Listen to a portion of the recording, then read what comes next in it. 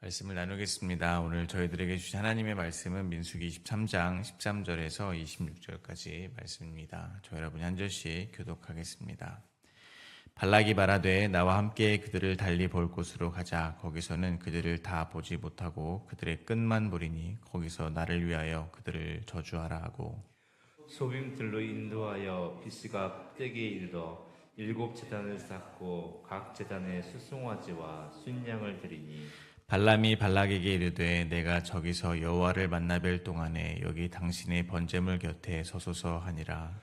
여호와께서 발람에게 임하사 그의 입에 말씀을 주시며 이르시되 발락에게로 돌아가서 이렇게 말할지니라. 발람이 가서 본즉 발락이 번제물 곁에 섰고 모압 고관들이 함께 있더라. 발락이 발람에게 이르되 여호와께서 무슨 말씀을 하시더냐. 발람이 예언하여 이르기를 발락이여 일어나 들을지어다. 십볼의 아들이여 내게 자세히 들으라. 하나님은 사람이 아니시니 거짓말을 하지 않으시고 인생이 아니시니 후회가 없으시도다. 어찌 그 말씀하신 바를 행하지 않으시며 하신 말씀을 실행하지 않으시랴. 내가 축복할 것을 받았으니 그가 주신 복을 내가 돌이키지 않으리라. 야곱의 허물을 보지 아니하시며 이스라엘의 반역을 보지 아니하시는도다. 여호와 그들의 하나님이 그들과 함께 계시니 왕을 부르는 소리가 그 중에 있도다. 하나님이 그들을 애굽에서 인도하여 내셨으니 그의 힘이 들소와 같도다. 야곱을 해할 점술이 없고 이스라엘을 해할 복술이 없도다.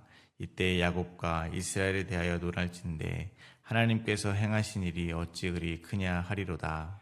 이 백성이 암사자같이 일어나고 숫사자같이 일어나서 움킨 것을 먹으며 죽인 피를 마시기 전에는 눕지 아니하리로다 하매 발락이 발람에게 이르되 그들을 저주하지도 말고 축복하지도 말라.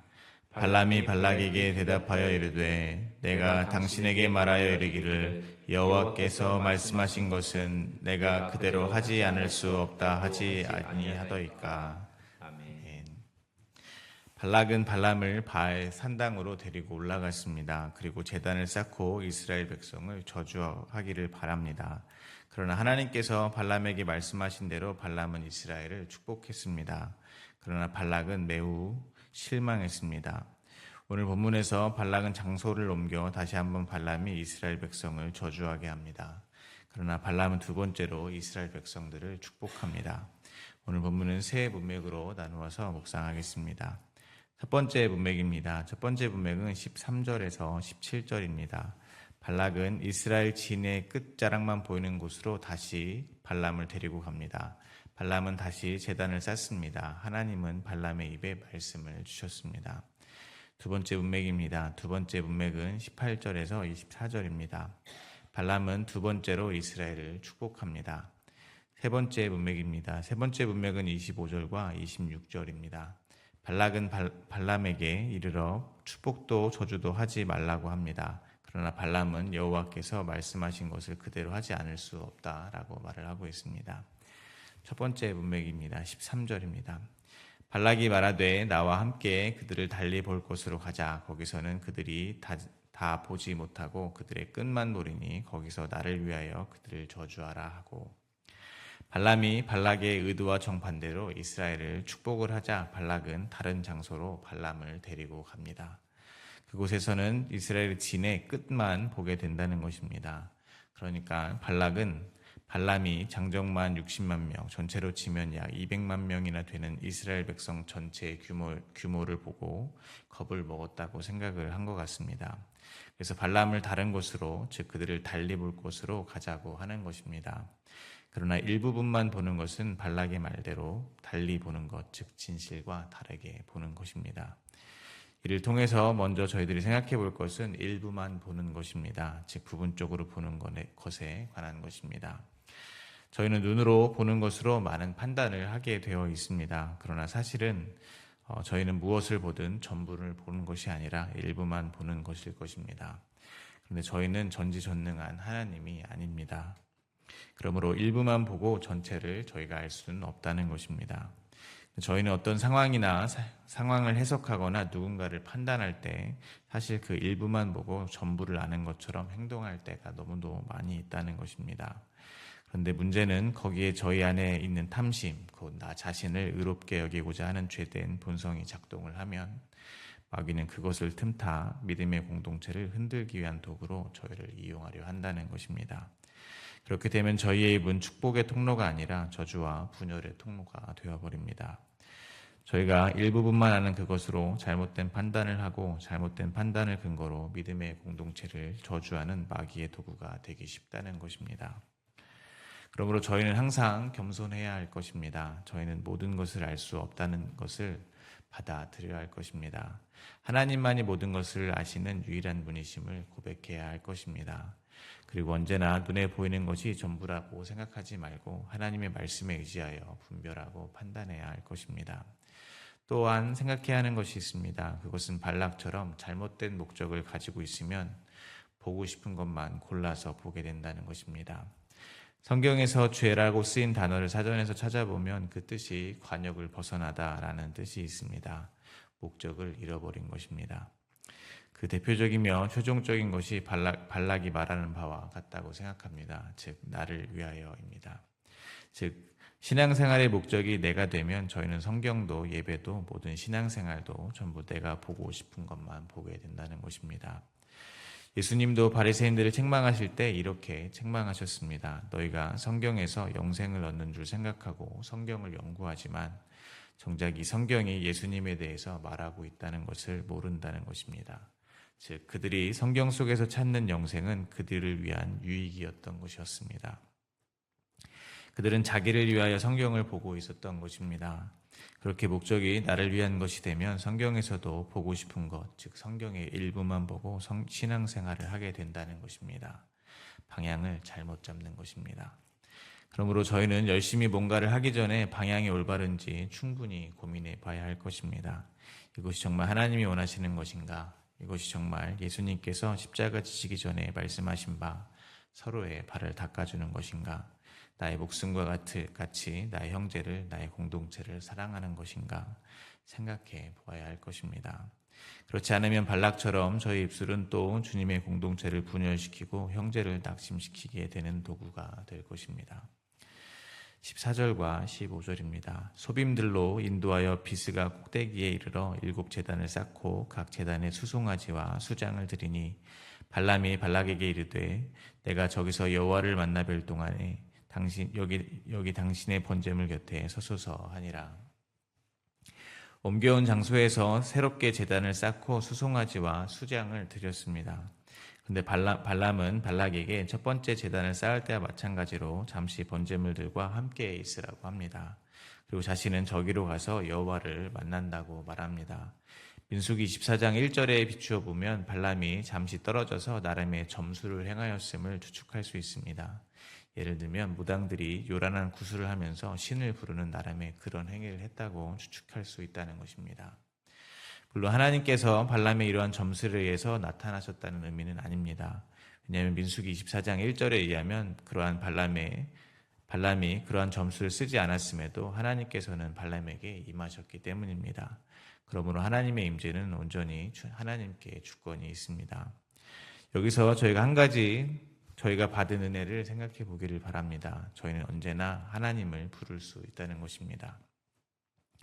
발람처럼 이상한 점수를 행하지 않아도 제단을 쌓고 수송아지와 수장을 드리지 않아도 된다는 것입니다. 언제든 어디서든 저희는 하나님 아버지를 부를 수 있습니다. 언제든 아버지하고 부를 수 있다는 것입니다. 왜냐하면 주님이 저희 안에 함께 거하고 계시기 때문입니다. 어떻게 이러한 은혜가 저희에게 임했습니까? 예수님께서 십자가에서 저희 대신 죽으셨기 때문입니다. 모든 것이 주님의 은혜이며 공로입니다. 주님은 세상 끝날까지 저희와 함께하고 계심을 믿으시기 바랍니다. 그래서 언제 어디서든 저희의 세밀한 음성까지 모두 들으시고 주님의 강한 팔로 지켜 보호하고 계심을 믿으시기를 바랍니다. 이어서 16절과 17절입니다. 여호와께서 발람에게 임하사 그의 입에 말씀을 주시며 이르시되 발락에게 돌아가서 이렇게 말할지니라. 발람이 가서 본즉 발락이 번제물 곁에 섰고 모압 고관들이 함께 있더라. 발락이 발람에게 이르되 여호와께서 무슨 말씀을 하시더냐. 여호와께서 이스라엘을 축복하시기 위해서 이방신을 섬기는 자들의 입을 사용하시는 것입니다. 하나님의 입장에서 보면 이것이 얼마나 부정한 자들의 입술이겠습니까? TV에서 시대극을 보면 신분의 고하가 있었습니다. 양반들은 가축이나 잡는 백정 같은 신분의 사람들과 대화조차 하지 않았습니다. 그들이 더럽다고 생각하는 것입니다. 부정하다고 생각했던 것입니다. 하물며 하나님께서 보시기에 우상을 섬기는 이방인들이 어떻게 보이시겠습니까? 그럼에도 불구하고 하나님은 당신의 자녀들을 축복하시기 위해서 노하시기를 참으시고 발람의 입을 사용하시는 것입니다. 이를 통해 저희는 예수 그리스도의 낮아지심을 바라봅니다. 당신의 백성을 구원하시기 위해서 하나님과 본체시나 동등됨을 취하시지 않으시고 죽기까지 자기를 낮추신 그 겸손함입니다. 그러므로 저희는 또한 이 겸손을 배워야 할 것입니다. 삶의 현장에서 아무 일이든지 경쟁심이나 허영심으로 하지 말아야 합니다.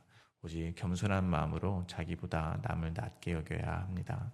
그리고 자기의 일만 하는 것이 아니라 다른 사람도 돌보게 되기를 소망합니다. 예수님은 많이 용서받은 자가 많이 사랑한다 말씀하셨습니다. 저희가 받은 예수님의 대속의 사랑이 얼마나 큰지 아시는 만큼 저희는 이웃을 더 사랑하게 될 것입니다. 두 번째 문맥입니다. 18절과 20절입니다. 발람이 예언하여 이르기를 발락이여 일어나 들을지어다 십볼의 아들이여 내게 자세히 들으라. 하나님은 사람이 아니시니 거짓말을 하지 않으시고 인생이 아니시니 후회가 없으시도다. 어찌 그 말씀하신 바 행하지 않으시며 하신 말씀을 실행하지 않으시랴. 내가 축복할 것을 받았으니 그가 주신 복을 내가 돌이키지 않으리라. 발람은 하나님의 말씀을 대언합니다. 마치 왕의 명령을 전달하는 사신처럼 하나님의 말씀을 대언하는 발람의 말에 하나님의 권위가 느껴지는 것 같습니다. 그 말은 지금 발람을 통해 선포되는 하나님의 말씀은 그 누구도 거역할 수 없다는 것입니다. 인간의 그 어떤 노력으로도 바꿀 수 없다는 것입니다. 발람은 먼저 하나님이 어떤 분이신지 선포합니다. 하나님은 사람이 아니시니 거짓말을 하지 않으신다는 것입니다. 인생이 아니시니 후회도 없으시다는 것입니다. 그래서 말씀하신 바 반드시 성취하신다는 것입니다. 그러므로 이스라엘에게 주신 축복의 언약은 결코 취소될 수 없다고 지금 선포하고 있는 것입니다. 먼저 깨닫게 되는 것은 저희가 하나님의 축복을 받은 것은 축복을 받을 자격이 있어서 받은 것이 아니라는 것입니다. 하나님께서 저에게 복을 주시기로 작정하시고 선포하셨기 때문이라는 것입니다. 즉 하나님의 은혜는 인간의 행위에 따라 주어지는 것이 아니라는 것입니다. 그리고 하나님께서는 저희에게 이 놀라운 축복을 주신 것을 결코 후회하지 않으신다는 것입니다. 그러나 인간은 후회합니다. 누군가에게 정말 잘해줄 것이라고 작정하지만 결국 한 번은 후회하게 되어 있습니다. 왜 그렇습니까? 내가 잘해준 만큼 상대방이 돌려주지 않는다고 생각하기 때문입니다. 즉 인간은 누구에게 잘해준다고 생각한 자기 자신과의 약속조차도 끝까지 지키지 못하는 연약한 존재라는 것입니다. 그런데 하나님은 이스라엘 백성을 택하신 것을 후회하지 않으신다는 것입니다. 그러므로 후회가 없으시다는 것은 언제든 깨질 수 있는 연약한 인간의 약속과 달리 하나님의 언약적 결단에는 결코 변동이 있을 수 없다는 것을 말하는 것입니다. 저희가 아는 바와 같이 이스라엘 백성들이 얼마나 많이 하나님을 배신했습니까? 애굽에서 해방시켜 줄 때는 좋아하다가 홍해가 길을 막자 원망했습니다.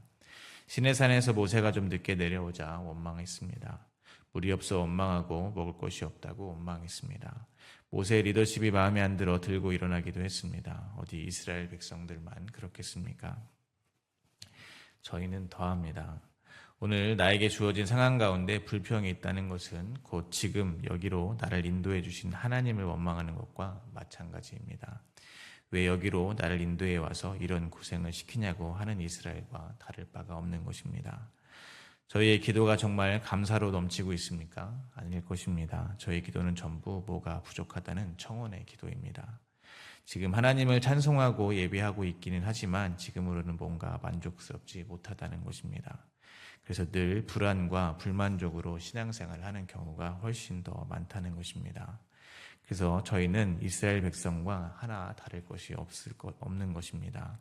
더하면 더했습니다. 그런데 하나님께서 그런 이스라엘을, 그런 저희를 택하신 것을 후회하시지 않는다는 것입니다. 저 같아도 저를 보면 후회를 한 100번도 더 할 것 같은데 하나님은 그렇게 마음으로 성령의 법을 따르고 싶지만 육체로는 날마다 죄의 법만 따르는 저를 택하신 것을 후회하지 않으신다는 것입니다. 정말로 생각해보면 생각할수록 고개를 들 수 없을 정도로 하나님께 면목이 없습니다. 그러므로 하나님께서 저에게 부어주신 이 복을 잊지 마시기를 바랍니다. 하나님께서 주신 그 복은 단순히 저희가 풍요로워지고 고난이 없어지고 그런 복이 아닌 줄 알 것입니다. 하나님이 저희와 끝까지 충만함으로 함께하고 계시는 것이 저희들에게 주어진 진짜 복임을 잊지 마시기 바랍니다. 21절부터 24절입니다. 야곱의 허물을 보지 아니하시며 이스라엘의 반역을 보지 아니하시는도다. 여호와 그들의 하나님이 그들과 함께 계시니 왕을 부르는 소리가 그 중에 있도다.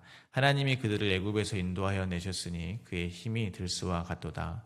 야곱을 해할 점술이 없고 이스라엘을 해할 복술이 없도다. 이때 야곱과 이스라엘에 대하여 논할진대 하나님께서 행한 일이 어찌 그리 크냐 하리로다. 이 백성이 암사자같이 일어나고 수사자같이 일어나서 움킨 것을 먹으며 죽인 피를 마시기 전에는 눕지 아니하리로다 하매. 하나님께서 허물이 많은 저희를 택하신 것을 후회하시지 않는 정도가 아니라 저희 허물을 보지 않는다 말씀하십니다. 반역함을 아예 보지 않는다고 하십니다. 저희를 은혜의 시선으로 바라보고 계시는 것입니다. 그런데 더 정확히 말하면 저는 저희의 허물과 반역이 보이지 않는 것이라고 하고 싶습니다. 왜냐하면 저희 위에 어린 양으로 십자가에서 흘리신 예수 그리스도의 보혈의 피가 덮여 있기 때문입니다. 하나님의 언약의 상징인 언약궤 안에는 두 돌판과 만나 항아리 그리고 아론의 지팡이가 들어 있습니다. 이것은 이스라엘 백성이 광야에서 하나님을 거역한 증거물들입니다.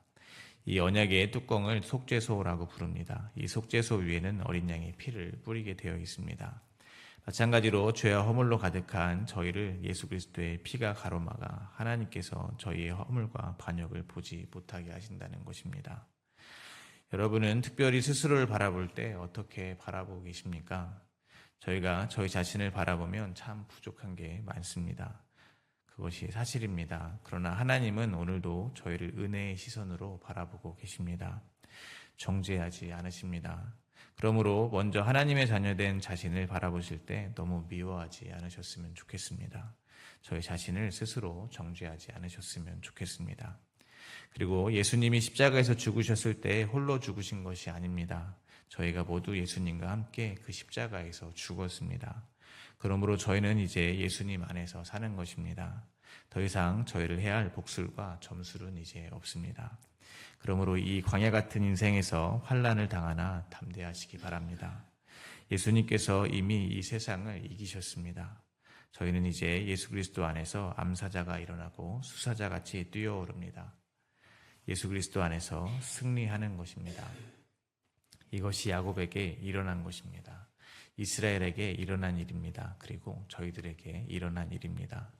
그러므로 하나님께서 행하신 이 큰 일을 찬양하시기를 바랍니다. 하나님은 찬양받기 합당하신 분이심을 오늘 하루 또 선포하게 되시기를 간절히 바랍니다. 마지막으로 세 번째 문맥입니다. 25절과 26절입니다. 발락이 발람에게 이르되 그들을 저주하지도 말고 축복하지도 말라. 발람이 발락에게 대답하여 이르되 내가 당신에게 말하여 이르기를 여호와께서 말씀하신 것은 내가 그대로 하지 않을 수 없다고 하지 아니하더이까. 발락은 발람에게 말합니다. 아무 말도 하지 말라는 것입니다. 그러나 하나님의 말씀이 선포되어지는 것을 그 누구도 막을 수는 없습니다. 발람이 말하는 바와 같이 여호와께서 말씀하신 것은 말하지 않을 수 없는 것이기 때문입니다. 마찬가지로 이 세상은 복음을 침묵시키려고 합니다. 전도 폭발팀에서 전도를 나가면 가장 많이 겪는 반응이 아무 말도 하지 말라는 것입니다. 화를 내시는 분들도 있고 다 안다고 선수를 치시는 분들도 많이 있습니다. 목적은 똑같습니다. 복음을 선포하지 말라는 것입니다. 또한 요즘 세상은 기독교의 진리가 너무 편협적인 것이라고 지적합니다. 예수님을 믿어야 구원받는다는 소리 하지 말고 그냥 평화롭게 다 같이 잘 지내자는 말을 합니다. 그러나 이 세상이 아무리 입을 막는다고 해도 하나님께서 선포하시는 말씀들은 전하여질 것을 믿습니다. 그러므로 저희는 복음을 전함에 있어서 더욱더 담대해야 될 것입니다.